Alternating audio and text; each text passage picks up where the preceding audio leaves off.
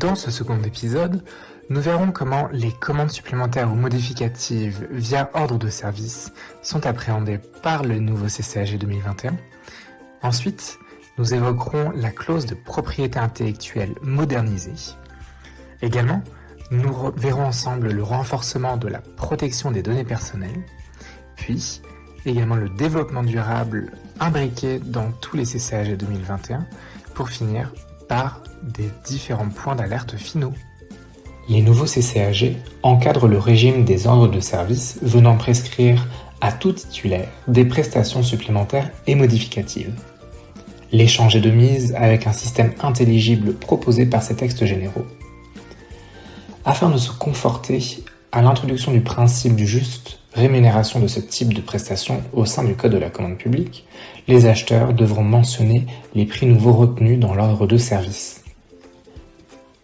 À noter que ceux-ci restent tout à fait provisoires, car ils sont transmis à titre consultatif aux titulaires, qui disposent de la faculté de refuser d'exécuter les commandes en l'absence de leur valorisation financière.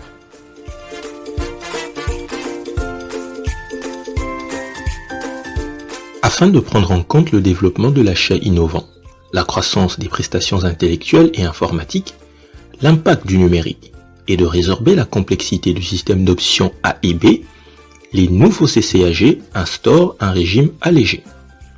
Ainsi, ce nouveau régime prévoit notamment une clause de propriété intellectuelle commune à tous les CCAG, excepté le CCAG maîtrise d'œuvre, une clarification pour l'acheteur et le titulaire des droits d'utilisation des composantes d'un livrable, un seul régime des résultats remplaçant les options A et B, une absence d'exclusivité de l'acheteur sur les résultats.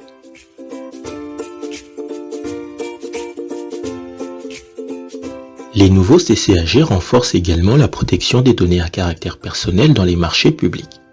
Désormais, un acheteur doit mentionner dans les pièces particulières du marché certaines informations comme les finalités d'un traitement et la durée de conservation des données à caractère personnel. Par ailleurs, il lui est également possible de prévoir des pénalités ou de résilier un marché en cas de méconnaissance de la réglementation par le titulaire.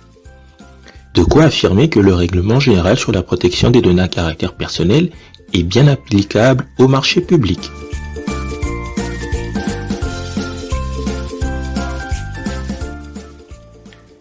Promouvoir un achat encore plus vertueux, les nouveaux CCAG intègrent en leur sein les outils nécessaires pour une attitude publique-privée au service d'un développement durable encadré. Les clauses environnementales viennent donc promouvoir une exécution du marché plus verte. Dès lors, elles imposent à l'acheteur de prévoir par principe des pénalités après mise en demeure restée infructueuse en cas de manquement du titulaire à satisfaire ses obligations prévues dans les documents particuliers de la consultation. Le contrôle, dit effectif, doit se baser sur des indicateurs précis et objectifs pour toute obligation de ce type.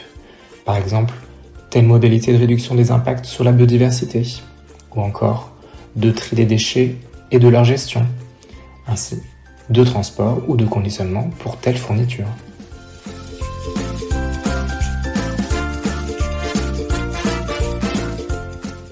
Finalement, pour illustrer le souhait des rédacteurs à limiter les lourdeurs administratives, les CCAG ne prévoient pas que les bons de commande ou les ordres de service soient signés.